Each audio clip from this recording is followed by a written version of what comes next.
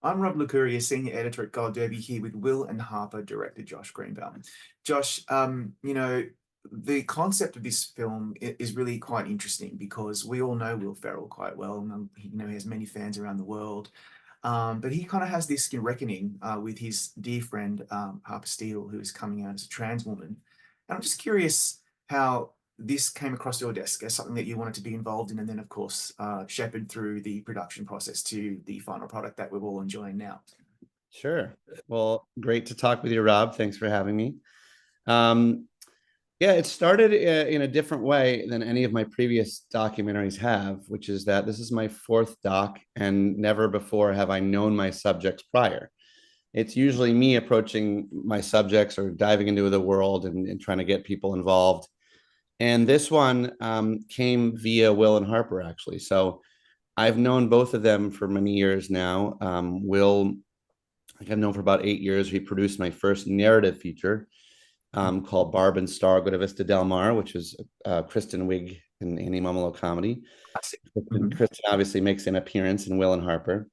And it's actually, that's how I met Harper as well. Through Kristen Wiig, I met Harper prior to her transition. So they approached me shortly after Will had received the letter from Harper and had come up with this idea of what if, Will said, what if I came with you on your first cross country road trip, to be both by your side to help you navigate this country and do this road trip that you used to love to do prior to your transition. But really, we could take this time to kind of figure out what this transition and this change means to our friendship and our relationship. And around the same time, I think both of them thought, well, maybe this could be worth documenting. Maybe this would be worthy of a documentary, but neither of them work in documentary films. So that's where I got contacted through a producing partner that I've known forever, Rafi Marmor, and his wife, Jessica Elbaum, who all happen to be all in the same circle of friends. And it was that's when it started. And I, of course, immediately said yes. I think there's a great film here. Obviously, some conversations and questions as to what exactly it looks like and what the road trip looks like and all of that. But that was really the start. And then it was only a few months later that we were out on the road driving across America together with a small camera crew in tow.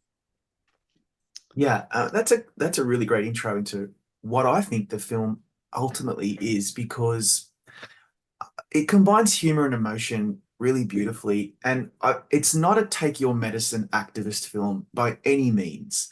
I feel like the vibe of the film is very much in tune with what we would expect from someone like Will Ferrell, and of course Harper Steele.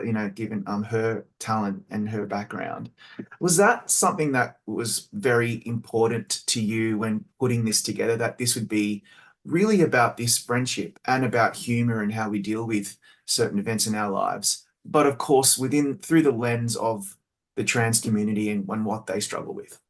Yeah, absolutely. Yeah, I mean, I'm a huge believer in the expression that laughter is the shortest distance between two people. I think it's all of my work. I think in both narrative and doc space, I love comedy. I love making people laugh. But I felt that was really critical because that's really the love language between Will and Harper. They met on both of their first days at Saturday Night Live, and they shared an immediate kind of love language in comedy. And so for me, finding that tone and capturing that tone of really their friendship and what their friendship looks like both prior to Harper's transition and then post was what I was most interested in capturing. I think, obviously the other question we ask in the film is what Harper asks, which is that she loves America. She loves this country, but she wasn't sure, and she's not sure if it loves her back since her transition. So I knew that was another secondary question we'd be asking. But the primary question I was most interested in was exactly that I wasn't setting out to make a quote unquote political film, even though we all knew that it would be brought into the political sphere and the political conversation.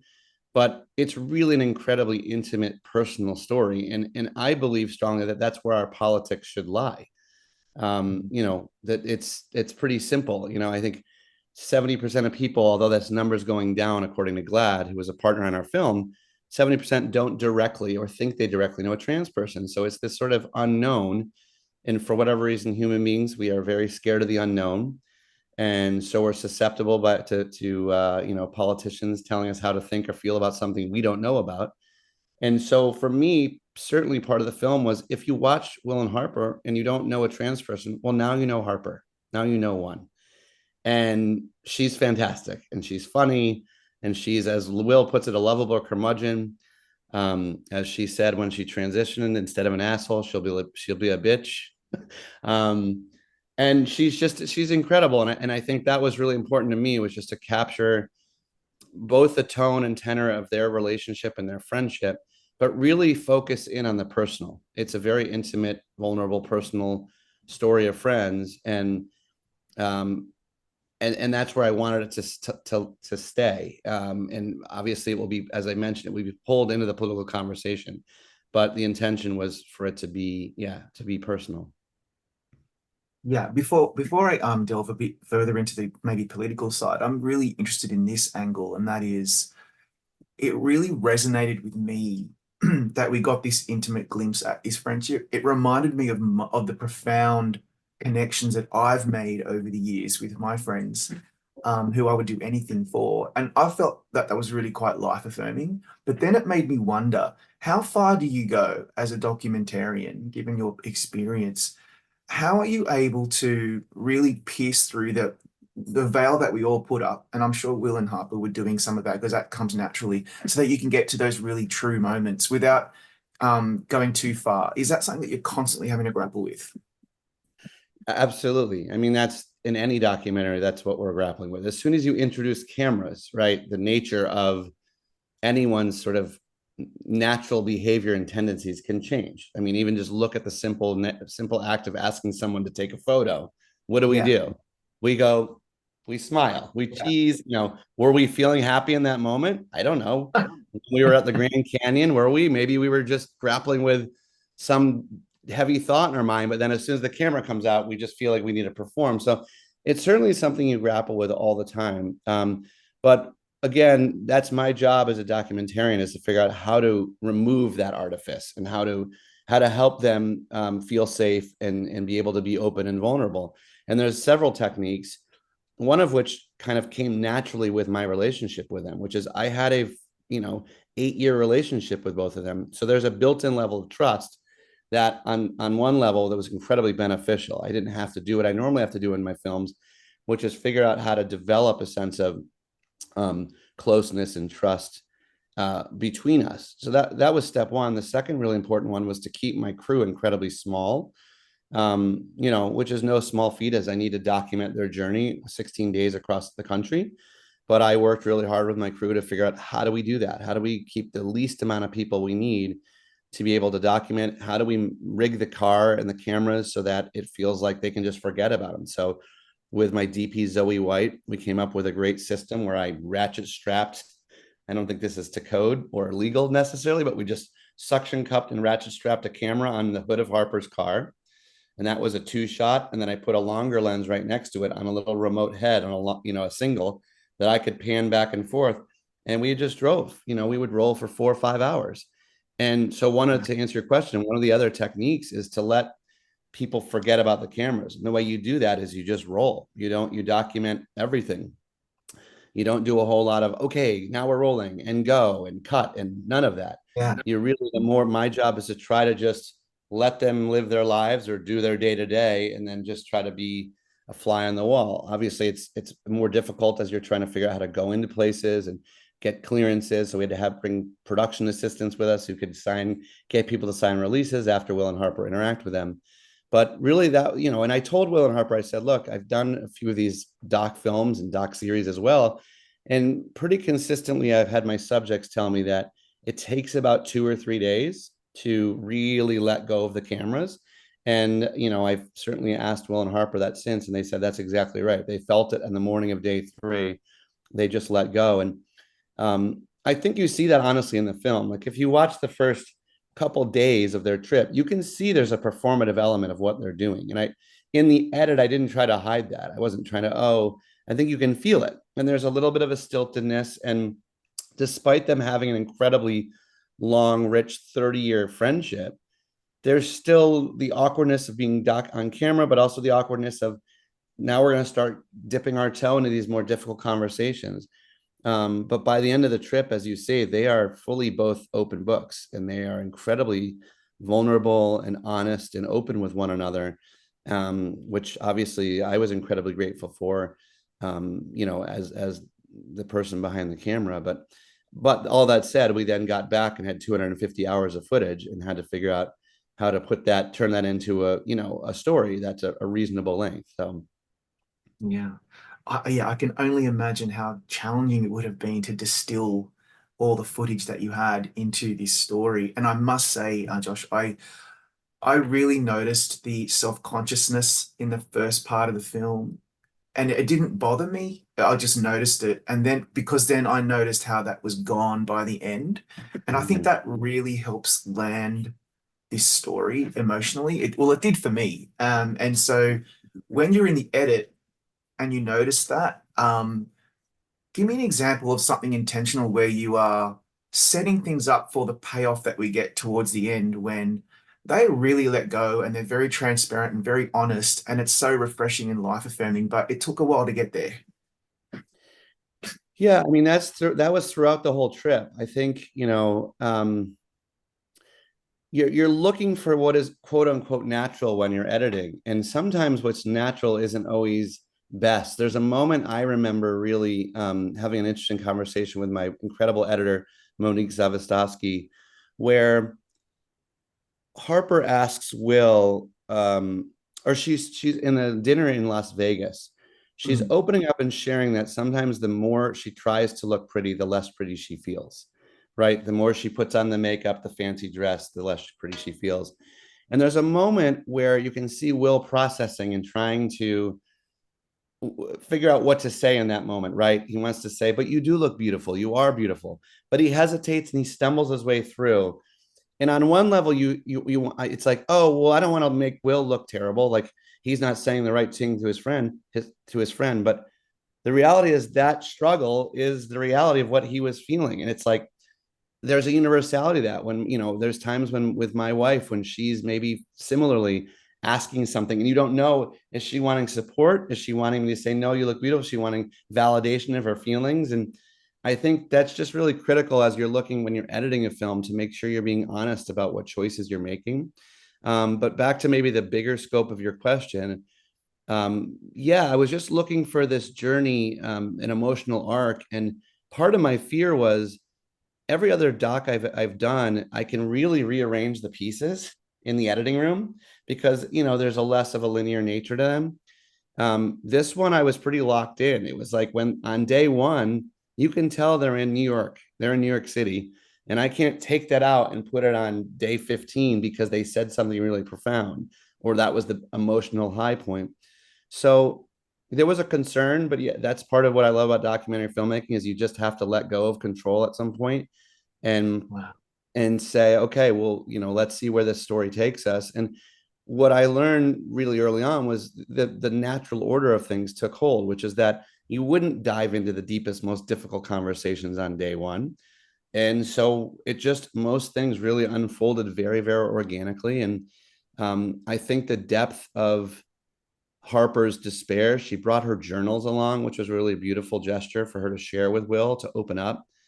But I don't think Will or myself certainly had any sense of the depth of despair she had been feeling for so long until we went to that house she had bought in Trona, California, Mm. which was devastating to witness as both a friend and the documentary filmmaker. And so it's just this kind of beautiful peeling back of all the layers of the artifice that I think so many of us put on to protect ourselves. And it's not just the trans community. We all have layers of artifice to make sure we don't get hurt or we fit in or we don't feel different or weird or and it was through Harper's bravery that this really beautiful story unfolded. And it started with her biggest, bravest step, which was finally deciding after decades of struggle to go forward and to transition. And then the next difficult step to tell her friends, which I know she said that letter she wrote took her, hundreds of drafts before she was able to push send on the computer. So But yeah, it's a, Wow. the first cut of the film was 5 hours long, and I was like, this is pretty good. Way too long. So we just worked and worked, and ultimately what I found, which has been true in my narrative work, even in the comedy space, was I let go of all the comedy. I was like, oh, there's so much fun and funny, beats here. And Monique and I, my editor and I, just laid out a bare bones version of the trip that really focused in on the emotional inflection points, the moments of challenge, of growth, of change, both personally and within their friendship. And once we did that, we had a more reasonable length. We had more of a through line of what the story was about. And then I could sort of fold back in all the humor because it would be disingenuous to have a film that wasn't filled with comedy with the subjects I had in the film. So Absolutely. And that's what I was expecting. I wanted to laugh, I wanted to cry, and I did. And I felt really moved by the story. I think that must be whenever I speak to documentarians, they mention what you implied or what you referred to about the control aspect. It must be so thrilling to just let go of that and see where it takes you. And then when you get something like this, I mean, that's just yeah, gold. yeah, Um, yeah. It happens, by the way. What's so exciting is, I call it when the documentary film gods smile down on you. Every once in a while, they do. In this film, they did many times. I mean, a couple examples I'm sure you remember from the film, but it's like when we went to Harper's house that she grew up in, just after she shared stories of how as a kid she used to ride a unicycle all over Iowa City. And we're there filming at her house. We weren't even supposed to be there that day. We were supposed to go to her high school. And all of a sudden, this young kid rides by in a unicycle. And it was bizarre. And if you watch the film again, a school bus passes by, and there's moments like that when we went to the Grand Canyon, and that therapist, they wound up, one person they asked to take their photo happened to be this retired therapist who had been living with 30 years of guilt of maybe steering someone wrong who needed to transition years ago. And that therapist didn't have the tools. And all of a sudden, the roles were reversed, and Harper was providing support for that person. So those are those moments when you're making a doc that you could never script, and you hope they come. Sometimes they do, sometimes they don't. Sometimes you finish a day of shooting and nothing meaningful happened or of note. But then other days it's just magic. So I couldn't believe it myself. I'm like, surely this is not just happening, and obviously it was. But those two moments in particular really got me. I thought that was so effective. And what a yeah, blessing to get that kind of stuff happening while you're shooting. Okay, so final question is more about the political stuff that we talked about earlier. And I mean, we could talk about this for hours. And there's so much to sure. say, particularly given where we're heading as a society in the next few years. We don't know, but it feels like we need more films like this, more art like this that humanizes people and not demonizes them. And I think you've gone a long way. You, Harper, and Will have done that. What would you say to people who don't understand or don't agree with the trans community or gender affirming care and but maybe they still just haven't really quite acknowledged that these are human beings as well. We're all so vulnerable just as much as they are, and perhaps maybe we might learn more if we, I don't know, listen to them. Yeah. Well, I mean, that's at the core of why I made the film and why we all did. And I'm speaking for Harper, but I've done enough Q&A and panels with her and conversations with her that I know her motivation was largely similar, which is just like, with 600 anti-trans bills out there, we hope we can be some part of a solution of saying, let's slow down, everyone. If you don't, you may, this may be something you don't understand or acknowledge, and take a beat to understand what it is before you kind of jump to any conclusions. Um, I think the reality for me, this film changed a lot post-election, where it was, the reality is we now have a president who's about to take office who spent over $215 million on campaign ads targeting trans people. Um, so it's, yeah, it's, and by the way, I had to look this stat up because I remembered it, feeling it. I was like, but I'm sure it was true. But during Trump's last presidency, hate crimes spiked 20%. And for Yeah. me, the only way to kind of push back against that hate is in division, is with love and empathy.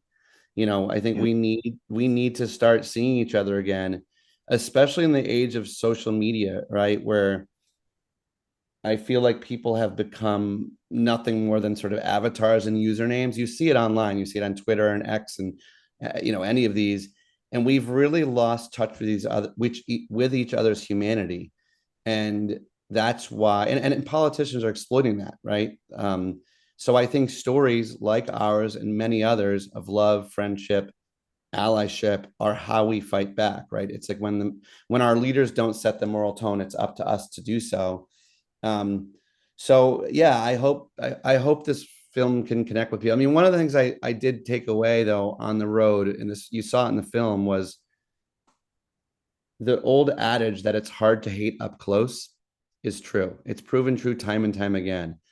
Um, that's what we felt when we were out there, and I think that's the truth. I think I think human beings' resting place is kindness, and we are taught to hate. And so we just want to, hopefully, stories like this and reaffirm each other's humanity can help bring us back to our resting place of kindness and understanding, and listen to each other and instead of sort of the politicians of the media who profit off of spreading fear and lies. Well, fingers crossed that we're heading hopefully into a new age of empathy and love and understanding and community. But in the meantime, Josh, thank you so much for your time. Thank you for this beautiful film. It's a really great movie, and just as a movie, I really enjoyed it. But it also has a lot of really interesting things to say. So thank you again. Thank you, Okay. Rob. It was great chatting with you.